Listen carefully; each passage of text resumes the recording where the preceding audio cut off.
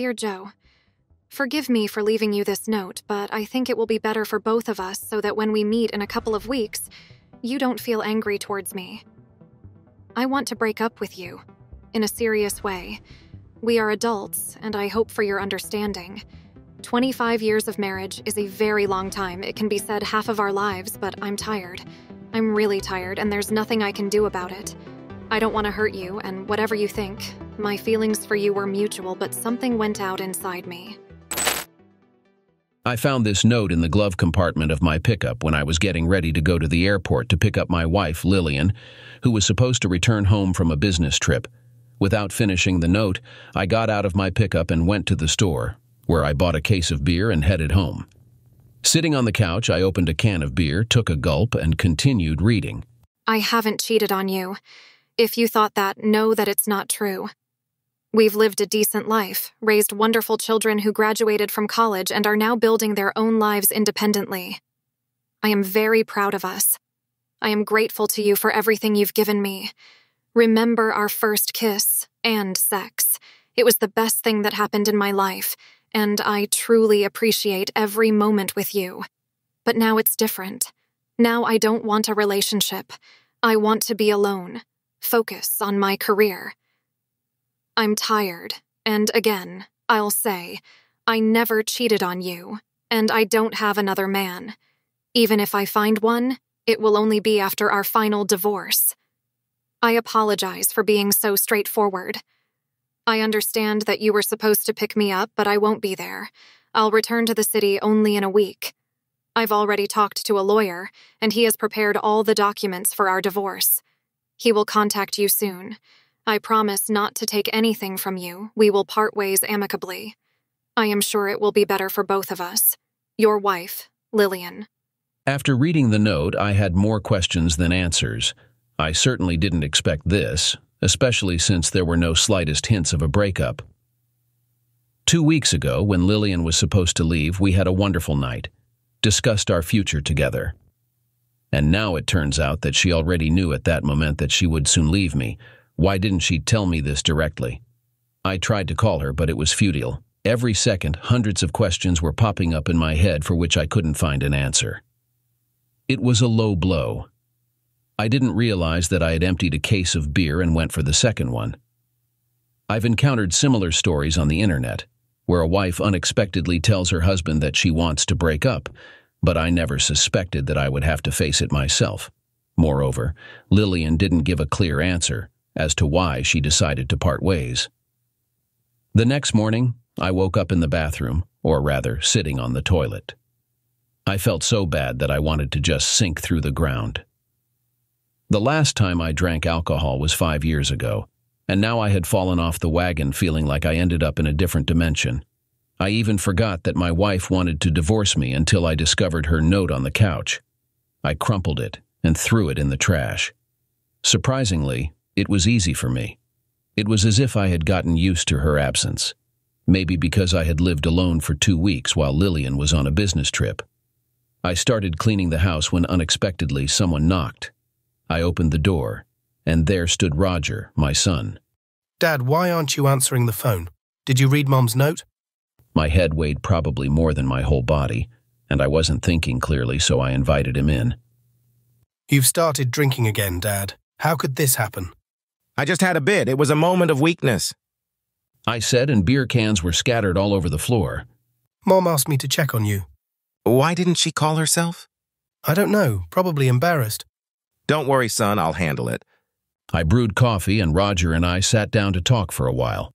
Then we cleaned up together, and he even took the initiative to tidy up my bedroom. He told me that Lillian called him yesterday and said she wanted a divorce. When asked why, she gave a clear and concise answer. She was tired. I certainly didn't expect such a turn of fate, and with all my appearance I showed that I didn't care.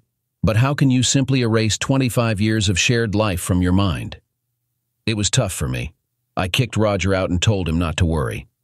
Meanwhile, I tried to contact Lillian, but her phone was still unavailable to me. However, a divorce lawyer contacted me and asked when he could come for my signature on the documents. I told him I would be busy in the coming days and would be ready to sign everything only next week. I wanted to distract myself. Since childhood, I had dreamed of a dirt bike, so at that moment, I felt like going and buying the best one. I knew that there were some savings in our bedroom drawer, around $200,000, but when I looked inside, there was nothing. Lillian stole our money? I said out loud, and it already angered me. Maybe I was ready to accept everything, but why weren't my honestly earned and saved money in their place? I was bewildered and tried to contact Lillian again, but she was still unavailable. It infuriated me that she decided to break up with me through a note, as if we were teenagers. Moreover, she stole my money, which made me even angrier. Lillian was supposed to be in California now. They went there with their whole work team for some kind of corporate event. But I couldn't even imagine where exactly they were. And there was a chance that Lillian was not in California at all. She might have deceived me and left with my money. I didn't even know if I could file a police report against her, as technically these were our joint funds. But I knew for sure that these were my honestly earned money, and Lillian didn't contribute a dollar there. Overwhelmed with despair, I didn't know what to do. So I went to the bank to cash out our joint account. However, I couldn't do that since Lillian's signature was required. Damn! My wife decided to leave me and leave me with nothing. I slowly began to realize that Lillian decided to break up with me not just like that. After all, why would she leave me a note and take away the money? I decided to meet with my friend Henry, who was always resourceful, and I hoped he would give me some ideas. We agreed to meet in the local pub in the evening. After telling him the whole story of what had happened to me in the last 2 days, he said, "Dude, you're in a mess. I sympathize with you." And I asked him for advice. First of all, I think she 100% cheated on you. I suggest an option. Hire a private detective. I know one very well. He'll find Lillian very quickly and inform you about it. If you have no money at all, I'll help you with this. I accepted his offer, and on the same evening I contacted the detective and provided him with all of Lillian's details for a quick location. My life took on a completely different rhythm. Honestly, I was ready to divorce her, and at some point I even resigned myself to it. But when they leave me and take away my own money, I don't want to let it go just like that. 2 days passed, and Roger tried to contact me, but I didn't tell him anything. It was a time when you couldn't trust even your own son. On the 3rd day, the detective contacted me and said he found Lillian. She was indeed in California, living with some guy. I received a couple of pictures in my email. I thanked the detective and went the same day to file a statement against Lillian for stealing my money, hoping to at least recover half of the funds. We had much more money in the bank, but I couldn't access it without Lillian's signature. I no longer had any illusions about my wife's infidelity, but what bothered me more was her belief that she could steal my money and get away with it. That crossed the line for me, and all I wanted was to get the money back and get a divorce. I called Henry and said, "Buddy, I need to fly to California. That's where my wife is living with some guy. I want to retrieve my money and come back. Can I borrow from you?" It was embarrassing to borrow money, as I had never done it before, but the situation was critical. I was left with no money, as all of it was in the joint account, and my cash was stolen by my wife. I could sell my pickup, but that would take time, and I needed to act fast. "Joe, I'll come with you. When are we leaving?" "Today." I picked up Henry and we headed to the airport. I contacted my detective for the precise address, telling him I didn't care about her infidelity. I just wanted to get my money back. Henry confirmed he would be with me, just in case I did something foolish. We received the address and found ourselves in the required city the next day. The detective sent more detailed photos showing my wife kissing some man, and I finally recognized his face. I didn't care who she was cheating on me with, but in her lover's face I recognized her colleague, Arthur, if I remember his name correctly. He was relatively new in their firm, working there for about 2 years. I had spoken to him at some event, found him friendly and harmless. But I understood that if he asked my wife to steal money, he would face consequences, and I wouldn't care that he was 13 years younger than me. Henry and I checked into the same hotel where Arthur and Lillian were staying. We had no idea which specific room they were in, because the detective didn't know where exactly they lived. So I sent Henry to guard the street, and when Arthur and Lillian returned to their room, we would know where to find them. In the meantime, not to waste time, I decided to go online and ask various forums for advice on what to do in my situation. I received a lot of support and answers. Some suggested I confront the lover, assuring me there would be no consequences. Some advised a peaceful divorce. Others proposed specific plans to expose my wife, leading to her facing legal consequences. It all amused me greatly, but my plan was the most reliable: retrieve my money and leave. Yes, it hurt that Lillian decided to leave me, but that was her choice. Over these few days, I became so indifferent to her that I wasn't even upset. The most disappointing part was that she wanted to deceive me, and that was just not fair. An hour later, Henry returned to our room, saying he knew their room number. I thanked him, and we began outlining the action plan, what exactly we would do. 30 minutes later, we were fully prepared and set out for action. Surprisingly, I felt no anxiety. It was as if I were doing what I had to do. We approached the room and I knocked. The door opened slightly and I saw Arthur's face. At first, he didn't seem to recognize me and asked, "What's going on?" But then a sudden realization hit him, and he tried to close the door, but I managed to block it with my foot, preventing him from doing so. We want to talk. Let us in, buddy. At that moment, he tried to push me away and call for help. Unfortunately, it couldn't be resolved without physical force. I hit him in the stomach with my hand, and he doubled over in pain. Meanwhile, Henry fully opened the door, and we entered. Lillian immediately stood up from the bed and began to speak. Joe, what are you doing here? I said I'd be back in a week. Arthur wanted to get up and attack me, but Henry quickly knocked him to the floor. Lillian started to shout. Let Arthur go. He's not involved. Otherwise, I'll call for help. Quiet. Listen to me, both of you. I don't care about what's between you two.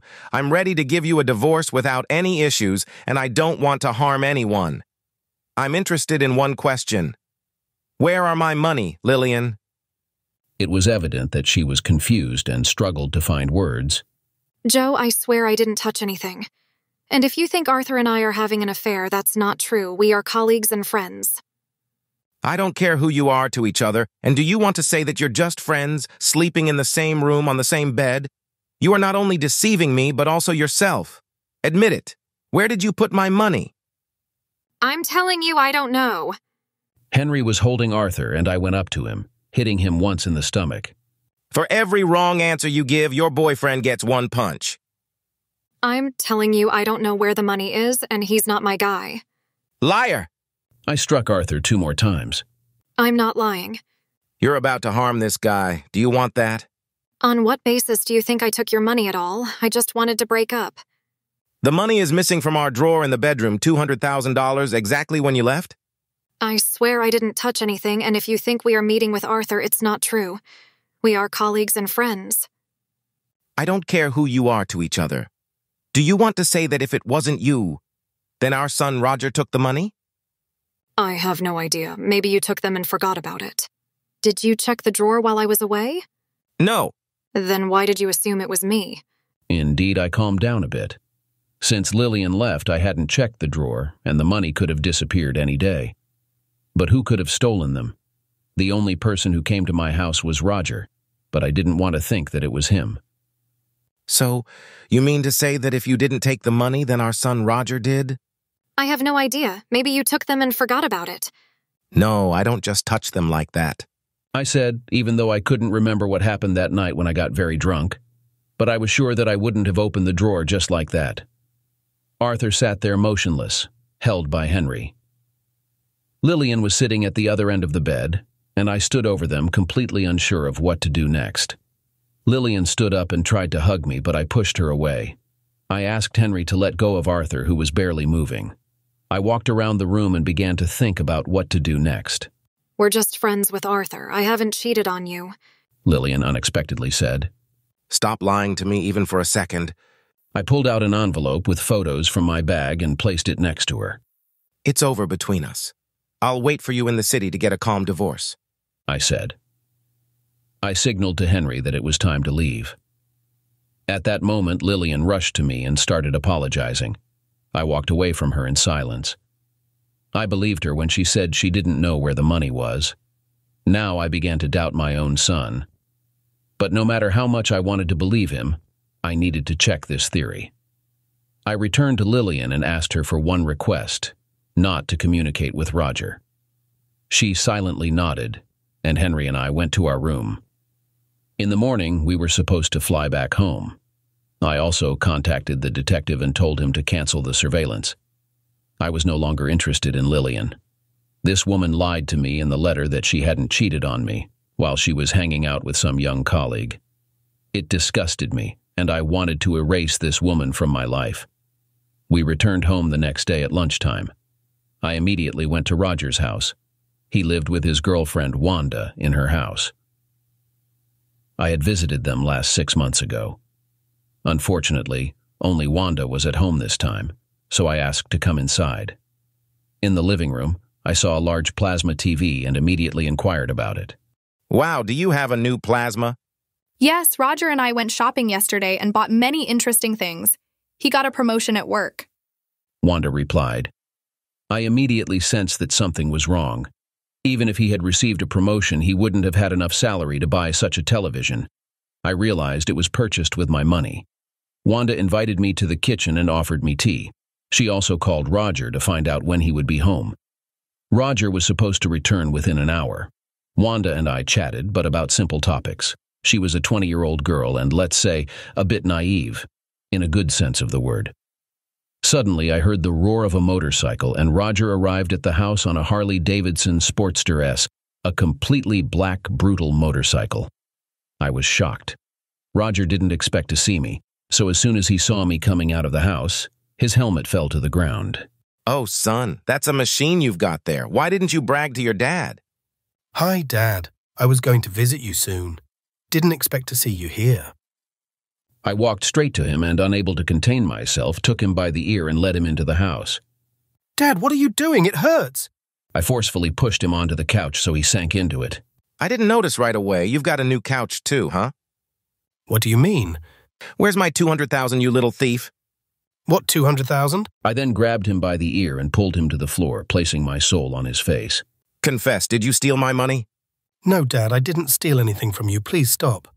Yeah, and where did you get the new plasma, couch, motorcycle? Did they fall from the sky? I didn't steal anything from you. I started pressing his face harder until he told me the truth. In the end, Roger confessed that he stole my money while helping with the cleaning. He accidentally looked into the drawer, saw the money, and the temptation was so high that he stole money from his own father. Out of $200,000, there was around $160,000 left. I took back all the things he spent my money on and left them at my place. I was deeply hurt by my son's actions, and I decided to cut off communication with him indefinitely, as I couldn't even look him in the eye. 2 days later, Lillian returned much earlier than planned. She entered our home as if nothing happened, even attempted to kiss me, but I looked at her as if she were insane. Throughout the evening, she tried to talk to me, but I remained silent. Later, she went upstairs to bed, expecting me to follow, but I slept downstairs on the new couch that my son bought with my own money. The next day, Lillian didn't find me at home. I left her a note, stating that I was awaiting a court hearing. I moved to a hotel for a while and contacted Lillian's lawyer to sign the divorce papers, but the lawyer refused. So, I wrote a divorce petition myself. As I understood it, Lillian deliberately told her lawyer not to let me sign anything, but I decided to be more cunning. Lillian tried to contact me and refused to sign the divorce papers. I genuinely couldn't understand why she was avoiding the divorce, although she initiated it. Nevertheless, I agreed to meet her a week later to finalize everything.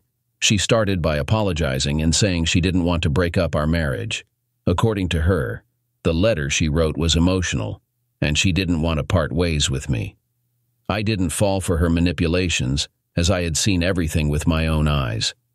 I was even surprised by how she changed her stance.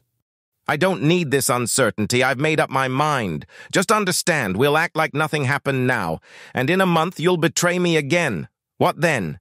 Sort yourself out first. She couldn't argue with me, and after 5 months we officially divorced. Of course, she made a couple of unsuccessful attempts to reconcile, but I had already made up my mind. Later, I found out that after our last meeting with Arthur decided to leave Lillian. I don't blame Lillian for choosing Arthur, but Arthur is a real jerk. He made her thousands of promises which he didn't keep, and he ran away from her at the first opportunity. It's a pathetic sight. I am officially single now, and I don't need women. I sold the motorcycle that Roger bought with my money and bought myself a new mountain bike. Now, every weekend I go to the mountains and ride it. I also got a dog, adopted from a shelter, a mixed breed, and we're doing well together. My second son, Jack, who is studying to be a doctor in Nevada, visited me. He didn't know what was happening, so as soon as he had a couple of weekends free, he came to visit me and his mom. I haven't forgiven Roger. Like Lillian, he tried to find common ground with me, but I flatly refused. Stealing money or anything else from your own father is a very low act, and I don't know if I can forgive him. Although in reality, I don't care. Everyone makes mistakes, but be ready to face the consequences, and my confrontation is the best punishment for my son. Lillian still hopes that we will be together again.